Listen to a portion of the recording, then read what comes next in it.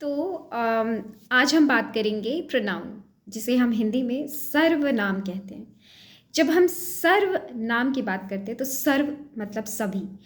इसका मतलब आप लोगों को समझ लेना चाहिए कि सभी नामों की जगह पे जो वर्ड यूज़ होता है उसे हम प्रोनाउन कहते हैं। एंड जब हम सभी नामों की बात करते हैं तो ऑफ कोर्स नाउन समझ में आता है।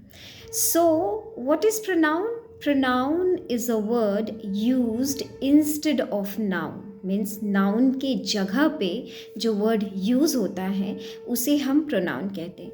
और सभी फेमिलियर हैं, everybody is familiar of this. And सबको बहुत इजी भी लगता है कि अरे प्रोनाउन प्रोनाउन तो वही होता है, he she it they we I you, right, ये होता है। लेकिन जनरली क्या होता है, हमें ये सारी चीज़ें पता तो हो जाती हैं और ग्रामर के रूल्स भी ऑफ कोर्स टीचर बता देते हैं कि आई के साथ एम यूज़ करना है, ही शी इट के साथ इज़ यूज़ करना है। सो ये जो is am are was were shall will ये जो होते हैं ये पर्टिकुलरली हम टेंस के थ्रू ही सीखते हैं, राइट।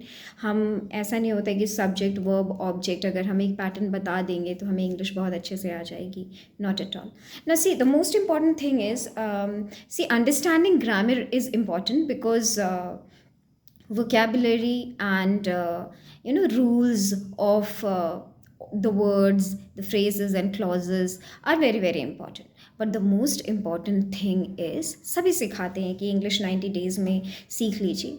90 डेज़ का खेल नहीं होता, ये 90 डेज़ का होता ही नहीं। लैंग्वेज कभी भी कोई भी एक पर्टिकुलर फिक्स टाइम पे नहीं सीख सकता है। Always remember dear students, if you want to learn any language, वो चाहे हिंदी हो, चाहे इंग्लिश हो, चाहे उर्दू हो, फारसी हो, कोई भी लैंग्वेज हो, अगर आप लोगों को सीखना है, if you want to learn, it's very important that you create an environment. Creating an environment is very necessary. And I always tell my students that if you want to learn English, then you need to think in English. अब सवाल ये आता है, सब कहते हैं कि how to think in English.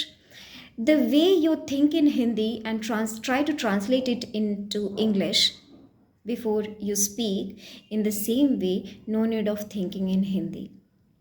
Right, ये मेरा ट्रिक है। बचपन में ही जब भी कोई किसी भी क्लास में पढ़ाते थे उस टाइम पे तो मैं भी ढंग से नहीं जानती थी, because we all are Indians, हमारा मातृभाषा जो वो हिंदी है तो हम हिंदी में ही सोचते थे। What I used to do is, whenever I used to go to bed, so इतनी जल्दी नींद तो आती नहीं थी, सो सोने से पहले बहुत सारी ख्याल मेरे दिमाग में आता था। तो मैं क्या करती थी, क्योंकि मैं 90s की बची हूँ, तो उस टाइम पे इंग्लिश का बहुत ज़्यादा बोलबाला था, right. English everybody use to have a mindset that जिसको इंग्लिश आता है वो बहुत नॉलेजेबल है। But dear students, being a professor, assistant professor in English, I would like to tell you that English is just a medium of communication. It's just a language, and fluency in language does not defines anybody's knowledge, right? हम ये नहीं कह सकते कि जिसको English बहुत अच्छी आती है वो बहुत नॉलेजेबल है, नहीं। English is just a medium of communication, it is just a language, and language हमें सिर्फ कम्युनिकेट करना सिखाता है।